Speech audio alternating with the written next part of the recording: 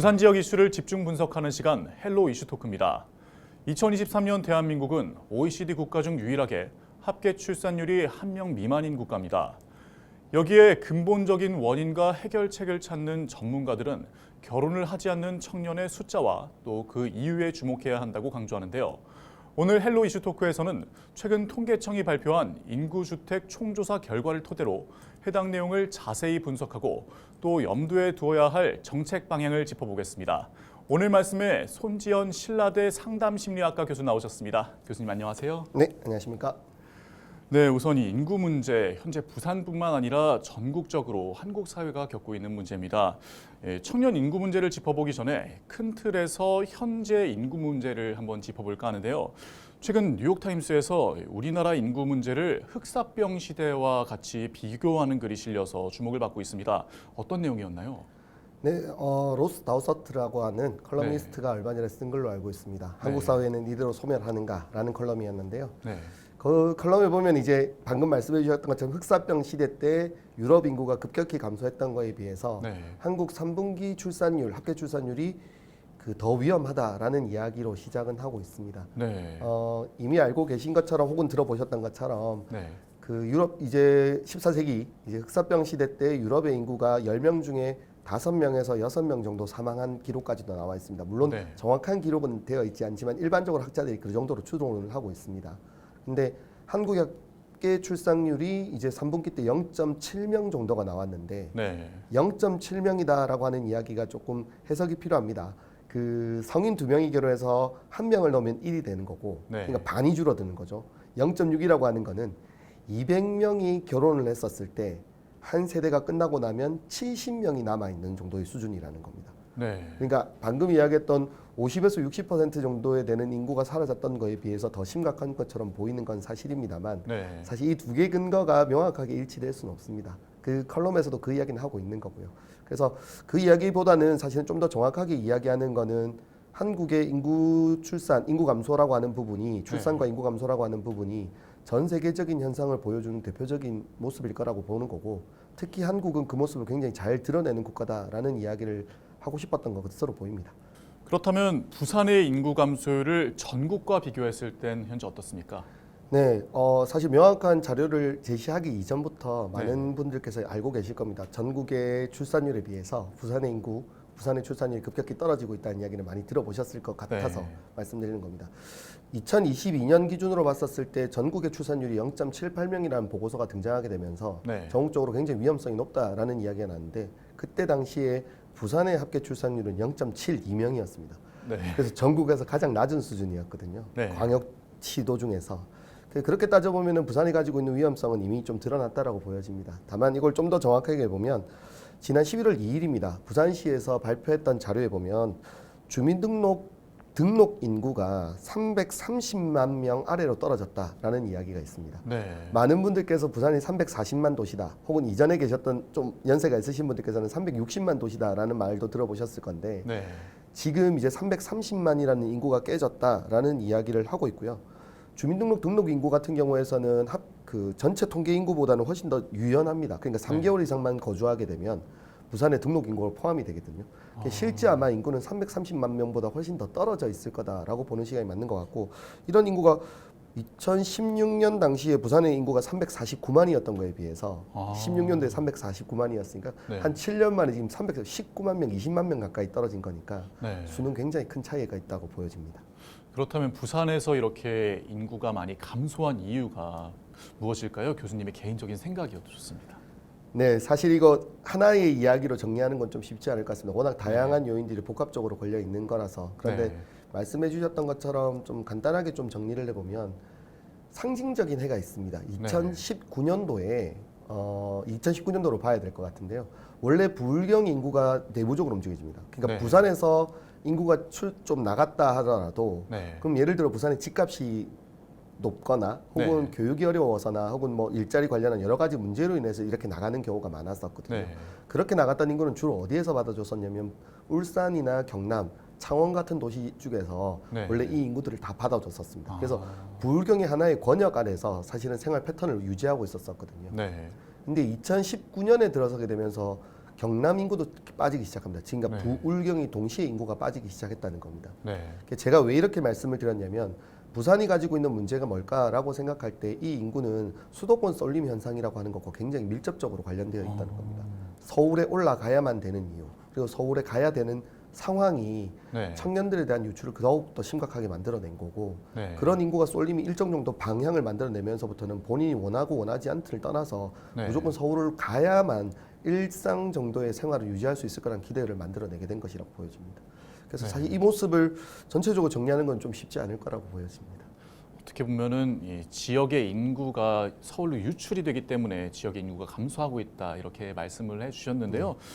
주목할 점 중에 하나가 부산에서 미혼 청년 인구가 늘고 있다는 점입니다. 코로나19 종식 이후에 혼인 건수가 늘었다고는 하는데 부산의 상황은 좀 다를까요? 네, 2020년 뭐 다들 알고 계시겠지만 2020년 코로나가 터지게 되면서 네. 그 결혼을 했던 청년 인구 자체가 확 줄었습니다. 네. 그래서 2020년에 사실 줄어들었고 그때부터 이제 2021년, 2022년에 저희가 코로나를 좀 벗어났다라고 이야기를 했었으니까 네.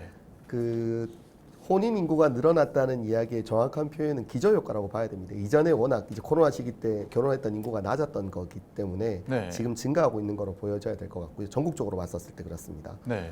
부산 같은 경우에서 근데 놀라운 게 부산 같은 경우에는 코로나가 끝났는데도 지금 출산 건수가 줄었습니다. 그만큼 부산에 있는 청년들이 결혼하기 어려운 상황에 있다라고 하는 것을 보여주는 현상이라고 보여집니다. 네, 그렇다면 그 부산 미혼 청년 증가로 인한 파장에도 주목할 필요가 있는데요. 어떤 영향이 예상되시나요?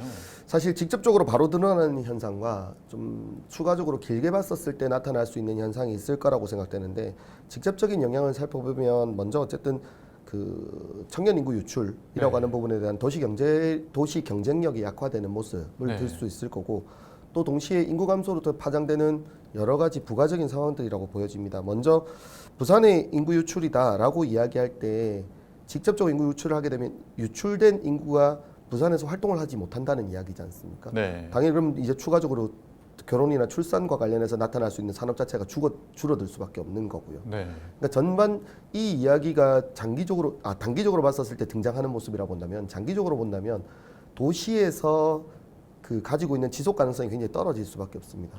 그러니까 예를 들어 부산에 있는 청년들이 떨어져 나간다라고 이야기하셨을 때 그런 얘기를 하십니다. 그럼 부산에 노인 인구가 많아질 거니까 네. 노인 인구를 위한 산업 자체가 활성화될 거고 그런 노인 인구 활성화를 통해서 청년 인구가 다시 또 유입될 가능성이 있지 않느냐라는 이야기에 대해서 동의할 수 있습니다. 네. 하지만 그 노인 인구가 사망하게 되었을 때 그럼 역시 이 도시가 가지고 있는 지속 가능성이라고 하는 건 떨어질 수밖에 없다는 거죠. 네. 그래서 단순하게 그렇게 예상할 수는 없는 부분이라 파장력에 대한 이야기도 굉장히 좀 다양하게 고민이 돼야 될 것 같다라는 생각은 합니다. 하나만 더 말씀을 드리면 네. 이 인구 파장력이라고 하는 게 어떤 모습으로 등장할지 모르겠지만 부산을 떠났던 청년 혹은 전국을 떠났던 청년들이 수도권에 갔었을 때 과연 행복하게 지내고 있는가? 네. 저는 그들의 선택에 대해서 뭐라고 하고 있는 것이 아니라 서울에 갔었을 때 행복하게 지내고 있다면 좋은 집, 예를 들어서 말씀드립니다. 좋은 집, 네. 좋은 가구를 만들어서 행복하게 사는 모습이어야 될 건데 서울에 올라갔던 지금 현재 청년들이 같이 살고 있는 삶에 대한 보고서들은 네. 주거 만족도가 낮고요. 네. 그리고 경제 만족도 역시 낮습니다. 네. 그리고 출산율과 결혼율이 모두 다 낮게 나타나고 있습니다. 네. 이게 이유가 서울이 너무 좋아서 떠났던 모습이 아니라 네. 지역을 떠날 수밖에 없는 이게 이제 일본에서도 지속적으로 이야기했던 풀형이냐 푸시형인데 서울이 네. 필요해서 사람을 당기는 구조가 아니라 지금은 지역에서 버티지 못해서 서울로 올라가는 구조가 만들어냈던 현상이라고 보여지기 때문에 네. 더욱더 힘든 현상이라고 보여집니다. 예, 인구 감소가 도시 경쟁력 악화까지로도 이어지는 다소 조금 어두운 이야기였는데요. 실제 교수님께서는 대학에서 청년들과 직접 소통하고 또 청년들을 가르치고 계시잖아요. 현장에서 만나는 청년들은 이 결혼에 대해서 어떻게 이야기하는지 그들의 시선이 또 궁금합니다. 사실 이 질문 저도 비슷한 과목을 진행할 때마다 네. 학생들한테 물어봅니다. 너 이제 결혼할 거니? 이렇게 물어보거든요. 그 가장 기본적인 좀 사항은 학생들이 공통적으로 하는 이야기는 준비해야 될 게 너무 많다는 겁니다. 교수님 뭐 준비해야 됩니다. 뭐 준비해야 됩니다. 결혼 준비해야 됩니다. 뭐 취업 준비해야 됩니다. 승진 준비해야 됩니다. 아이도 네. 놓아야 되는 준비도 해야 되고요. 그 아이를 또 좋은 학원이나 좋은 곳에 보내기 위한 준비도 또 해야 됩니다. 네, 그렇죠. 그렇죠. 그래서 그러면 이제 제가 추가적으로 질문했던 게 그럼 그 준비는 언제 끝나니? 라고 물어보거든요. 네. 문제는 이 준비가 끝나지 않는 범위 내에서 계속 반복된다는 겁니다. 그 학생들이 가지고 있는 분위기가 굉장히 좀 어려워지는 부분이 있는 것 같습니다. 다만 제가 추가적으로 좀 물어봤었을 때 일반적인 현상에 대해서, 그러니까 결혼이 어렵다 혹은 취업이 어렵다라고 하는 일반적인 현상 그대로 받아들이는 청년들도 분명히 있습니다. 네. 그런 것도 있고, 한 청년은 또 다른 부류는 굉장히 고민을 많이 하고 나서, 그러니까 네. 우리 아이에게 내가 살아왔던 것만큼 충분한 삶을 보장해주지 못할 것 같다. 혹은 우리 아이에게 어느 정도 수준의 그 합당하는 네. 교육이라든지 생활 수준에 대해서 네. 만들어내지 못할 것 같다라는 이야기가 있다는 겁니다. 이 이야기는 사실은 그 이야기는 본인이 그 노력을 못하고 있다, 준비해야 된다는 표현을 하고 있지만 네. 우리 사회가 그만큼 그들의 선택에 대해서 편하게 네. 그들이 선택할 수 있도록 만들어내지 못하고 있는 모습을 보여주는 거라고 보여집니다. 저희 학생들도 대부분 다 어려워한다라고 이야기하거든요. 학생들의 얘기도 공감이 전혀 안 가는 이야기는 아닌 것 같습니다. 네. 인구 감소, 또 인구 유출, 거기에 출산율 하락에 지역 소멸 위기까지 모든 것이 유기적으로 연결돼서 현재 돌아가고 있는 것 같은데요. 고리를 끊거나 끊지는 못하더라도 좀 느슨하게 할 때인 것 같습니다. 우선 가장 기저헷갈린 원인부터 파악해야 될 텐데요. 교수님께서 보시는 기저헷갈린 원인 무엇이 있을까요? 네, 아까 전에 우리 시작했던 이야기를 보면 로스타우 서트가 했던 네. 컬럼으로 시작했었는데, 그 컬럼에서 제가 뭐 사실은 나머지 비유들은 좀 센 표현들이긴 합니다만, 그 컬럼에서 제가 관심 있게 봤던 부분은 한국이 가지고 있는 보수주의적인 문화에 대한 이야기와 네. 학교, 그러니까 입시와 교육과 관련했던 치열한 경쟁 문화라고 이야기를 하고 있습니다. 네. 저도 그 부분에 대해서는 동의합니다. 가장 기본적으로 봤었을 때 지금 청년들이 가지고 있는 양극화를 경험하고 있는 이 현상과, 네. 그리고 동시에 봤었을 때 자기가 그 문제를 이야기하지 못하는, 해결하지 못하는 것, 경쟁 사회에서 본인이 해결하지 못하는 상황 속에서 선택해야 될 수밖에 없었던, 네. 가장 쉽게 생각하면 수도권 쏠림입니다. 지역의 불균형을 통해서 발생됐던 이 두 가지 현상이 네. 사실은 청년들의 선택을 안정적으로 만들어내지 못하고 있는 거라고 보여집니다. 아, 뭐 2022년 지금 이제 신혼부부 보고서라는 게 며칠 전에 이제 저희가 보고가 됐던 걸로 알고 있습니다. 네. 근데 신혼부부 보고서에 보면 어떻게 되어 있냐면 그 맞벌이 부부의 출산율이 낮다라고 나와 있고요.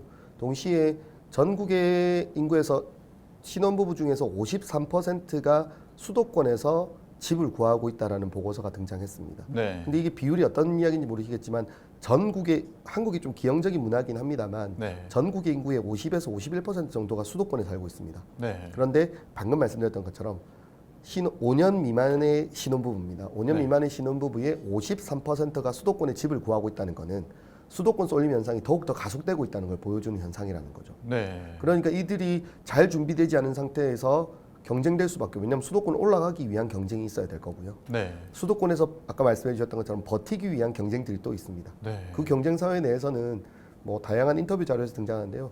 내가 충분한 선택을 하지 못하기 때문에 결혼할 수 없습니다. 아이의 행복을 위해서라도 저는 출산할 수 없습니다라는 이야기가 반복적으로 드러날 수밖에 없다고 보여집니다. 어떻게 보면 현 세대 청년들이 강제적인 선택을 하고 있다, 이렇게 받아들여지기도 합니다. 청년을 잡기 위한 지자체의 노력이 또 상당하죠. 이런 정책들은 효과가 없는 건지, 아니면 현재 제대로 된 정책이 아니라서 청년을 잡지 못하는 건지, 이 정책에 대한 문제점은 어디에 있다고 보십니까? 저는 청년에 대한 정책들이 2017년도 이후부터 조금씩 등장하고 있는 것은 상당히 고무적이다라고 생각을 합니다.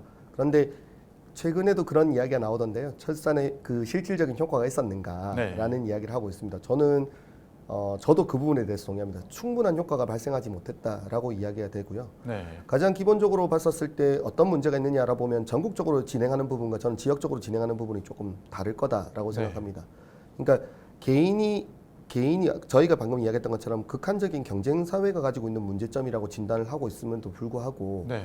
대부분의 청년들에 대한 지원 정책은 그 경쟁 사회 내에서 조금 더 좋은 위치에 설 수 있도록 하기 위한 지원이 많습니다. 네. 그러니까 취업을 하기 위한 지원이라든지 좋은 집을 하기 위한 지원이요. 저는 그게 필요 없다는 뜻이 아니라 네. 그 방식이 현재의 문제를 해결하는 데는 어려움이 있을 거라는 겁니다. 개개인에 대한 지원의 효과는 있겠죠. 네. 하지만 출산이라든지, 왜냐하면 말씀드렸던 것처럼 언제 준비를 그만둘 것인가에 대한 답을 주지 못하기 때문에 네. 자기는 계속 조급해지고 더 힘들어질 수밖에 없다라고 생각하기 때문에 발생하는 현상이 하나 있는 것 같고요. 네. 그런 상황에서 개인에 대한 지원의 효과가 좀 떨어질 수밖에 없는 거죠. 두 번째로는 지역에 대한 관점인데, 전국적으로 청년에 대한 지원이 많아지고 있는 건 사실입니다. 네. 근데 이 지원 방식이 대부분 어떻게 이루어지냐면 중앙정부에서 지원된 사업에 대한 매칭 사업입니다. 아. 그러니까 그렇게 따져보면 지역에서 네. 지역의 청년에 맞는 문제를 고민하는 방식보다는 중앙정부에서 선택했던 방식에 대해서 지역에서 네. 적용하는 방식을 쓰게 되는 거죠. 아. 가장 대표적으로 정리해 보면 지금 이제 청년들에 대한 지원 정책이 일자리 정책과 주거 정책이 가장 대표적입니다. 네. 근데 주거 정책을 한번 살펴보면 주거 정책은 어떻게 이루어지냐면 지옥고라는 문제 인식이 나옵니다. 네. 지옥고는 반지하, 옥탑방, 고시원에서 거주하는 청년들의 주거 상태의 어려움에 대한 이야기거든요. 네. 이게 굉장히 문제가 심각한 이야기 맞죠? 네, 그렇죠. 그런데 생각해 보시면 부산에서는 지옥고는 아닙니다. 아. 부산은 반지하나 옥탑방이나 고시원에 살고 있는 친구가 전혀 없는 건 아니지만 네. 서울이나 수도권에서 지내고 있는 만큼 그 문제가 심각하지 않죠. 비율도 확실히 더 떨어져 있고 오히려 네. 부모님들과 지내고 있는 청년들이 훨씬 많죠. 네. 그럼 문제가 되고 있는 건 뭐냐면 자기가 선택할 때 노후화된 주거 환경이라든지 네. 직주 환경, 그러니까 직장과 주거지의 거리라든지 네. 그 거리가 해결되지 못하는 교통 환경이라든지 이런 부분이 가지고 있는 문제점이 훨씬 더 심각한데 네. 단순하게 서울이 가지고 있는 것처럼 주거만 제공하면 될 것이다 아. 라는 기본적인 인식에서 출발하기 때문에 지역에서 제공하는 청년 지원 정책의 효과성도 계속 떨어질 수밖에 없다는 겁니다. 그래서 중앙정부가 필요한 지원 정책 플러스 개별 지역이 가지고 있는 청년들에 대한 고민들이 반영되어야 그 정책적 효과는 더욱더 높아질 거라고 보여집니다. 네, 맞습니다. 어떻게 보면 주거가 해결된다고 하더라도 사실 청년들은 일을 해야 되잖아요. 일자리를 찾기 위해서라도 수도권으로 가고 있는 거니까요. 네, 맞습니다. 청년들이 일자리나 직장이 없어서라기보다는 사실 그들이 원하는 일자리가 없어서다라는 게 조금 말이 나오고 있습니다. 청년들이 일자리를 선택하는 기준에도 조금 변화가 필요할 때다라는 의견이 있는데 여기에 대해서 교수님의 생각은 어떠십니까? 네, 일단 이 인식은 사회적으로 분명히 존재하는 인식이니까 네. 양쪽을 좀 같이 봐야 될 것 같습니다. 먼저 그런 이야기를 하시는 분들께 먼저 말씀을 좀 드리면 네. 현재의 문제가 개별적인 거다라기보다는 사회적인 현상에 관한 것이다라고 보는 게 좀 더 일반적입니다. 네. 그러니까 청년이 개인적인 선택을 하지 못해서라기보다는 현재 우리 사회 내에서 이전에 있던 경험이 그대로 반영되기 어려운 건 사실이라는 거죠. 네. 좋은 직장이다라고 이야기할 때 좋은 직장에 대한 수준이 이제는 옛날 분들이 보셨던 좋은 직장에 대한 수준이 지금에 있는 청년들에게는 일반적인 수준일 수 있다는 겁니다. 네. 그렇기 때문에 이걸 단순하게 청년들이 가지고 있는 선택의 문제다라고 보는 것은 분명히 어려운 부분이 있고 물론 그렇게 하면서도 그런 이야기들이 지역 내에서 안정적인 일자리를 만들어내지 못하는 결과로 이어지기도 합니다. 그러니까 네. 이거는 조금 바뀌어져야 되지 않겠나라는 생각이 있고요. 네. 두 번째는 청년들에 대한 고민이 좀 있을 것 같습니다. 예를 들어 제가 아까 전에 앞서서 말씀드렸지만 지금 청년들 같은 경우에서는 서울에 가고 싶다가 아니라 서울에 가야만 버틸 거다라는 생각을 하고 있는 것 같습니다. 네. 근데 그러면서도 한편에 어떤 이야기하고 있냐면 온라인으로 근무할 수 있는 재택근무에 대한 이야기를 하고 있고요. 네. 그리고 언제 어디서나 일할 수 있는 직주 환경의 분리에 대한 이야기를 하고 있고요. 그러면서 또 워라밸을 이야기하고 있습니다. 전국에서 가장 많은 인구가 밀집되어 있던 수도권에서 가장 많은 코로나 인구수가 벌어졌던 것도 이미 확인됐던 사실이고 네. 행복하다라고 올라갔던 서울에서 그만큼 일자리를 많이 만들어내지 못하거나 높은 수준의 임금을 받는다 손 치더라도 높은 수준의 집값 때문에 힘들어한다는 걸 알고 있습니다. 네. 그럼에도 불구하고 의식적이지 않은 상황에서 그러니까 단순하게 내가 가야 된다는 인식이 있다면 그건 네. 바뀌어야 되지 않을까. 청년들에 대해서 자기 선택권이 지역에서 어떻게 하면 좀 더 좋은 일자리나 지역에서 좀 더 많은 요구가 필요한가에 대한 고민을 해보는 것도 네. 청년들에게 요구되는 상황이라고 생각됩니다. 어떻게 보면 청년들이 원해서 서울을 가는 건 그들의 선택이지만 어쩔 수 없이 먹고 살아야 하기 때문에 갈 수밖에 없는 상황 자체에 대해서는 안타까운 시선을 보여주셨군요. 네, 반대로 청년들도 떠나려는 노력만큼 지역을 네. 바꾸려는 노력에 참여해 주는 것도 필요하다는 거죠. 네, 그렇게 청년들이 지역을 바꾸려는 노력에 참여해 준다면 더할 나위 없이 고마울 것 같습니다. 네. 네, 오늘 말씀 여기까지 듣겠습니다. 네, 감사합니다. 네, 감사합니다. 지난 20년간 보여온 청년 세대의 추세가 앞으로도 계속적으로 이어진다면 우리 사회의 현 시스템은 더 이상 지속 가능성을 담보할 수 없습니다. 전문가들이 사회 모든 부분에서 인구 구조의 변화에 맞춰 시스템의 혁신을 주장하는 이유이기도 한데요. 이제는 피상적이지 않은 현실적인 제도 개선, 예산 투입이 절실한 때임을 다시 한번 강조하며 오늘 헬로 이슈 토크는 여기서 마칩니다. 오늘 방송은 헬로티비 뉴스 공식 홈페이지에서 다시 보실 수 있습니다. 시청해주신 여러분 고맙습니다.